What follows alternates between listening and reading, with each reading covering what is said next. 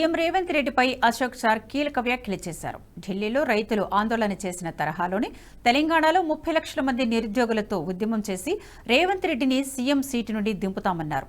Mic పట్టుకొని మాట్లాడడం తప్ప ఆయనకు ఏమీ రాదని, పాలన చేతగాదని, పరిపాలనకు రేవంత్ రెడ్డి పనికిరారని విమర్శించారు. రాష్ట్రానికి మరో ముఖ్యమంత్రి కావాలని, రేపటి నుండి సీఎం రాజీనామా చేయాలని డిమాండ్ నిరుద్యోగుల నుండి రాబోతుందన్నారు. ఢిల్లీని రైతులు మూకుమ్మడిగా ముట్టడించినట్లే హైదరాబాద్ను కదలనివ్వమని హెచ్చరించారు.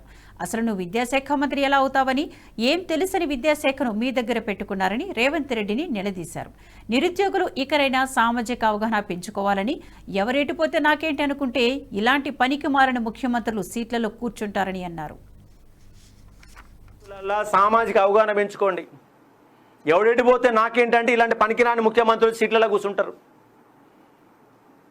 ఆయన గెలిపించినాం, ఇవాళ తప్పు చేశానని ఒక భావన నాకు రోజు మెదులుతూ ఉంది. అనవసరంగా వీళ్ళని ఆ ప్రభుత్వాన్ని వ్యతిరేకంగా మాట్లాడి వీళ్ళని పనికిమాలను అధికారులు కూర్చోబెట్టిన ఒక బాధ నాలో రోజు అవుతూ ఉంది. ఇంత పనికిమాల ముఖ్యమంత్రి వస్తాను నేను అనుకోలే. రేవంత్ రెడ్డి ముఖ్యమంత్రి వస్తాను నేను అనుకోలే. వచ్చినా ఇంత పనికిరాంగా పరిపాలన చేసిన అసలు అనుకోలే. ఇంత తెలివి తక్కువ నేను అనుకోలే.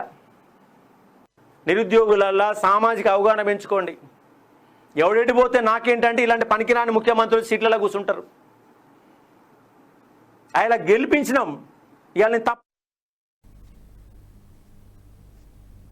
ఈ వీడియో మీకు నచ్చినట్టయితే లైక్ చేయండి, 10 మందికి షేర్ చేయండి. అలాగే కామెంట్ల రూపంలో మీ అభిప్రాయాలను మాతో పంచుకోండి. Nationalist hub group of channels ను సబ్స్క్రైబ్ చేసుకుని తెలుగునాట జాతీయవాద జర్నలిజాన్ని ప్రోత్సహించండి. ఈ వీడియో కింద ఉన్న బెల్ ఐకాన్ పై క్లిక్ చేయడం మర్చిపోవద్దు.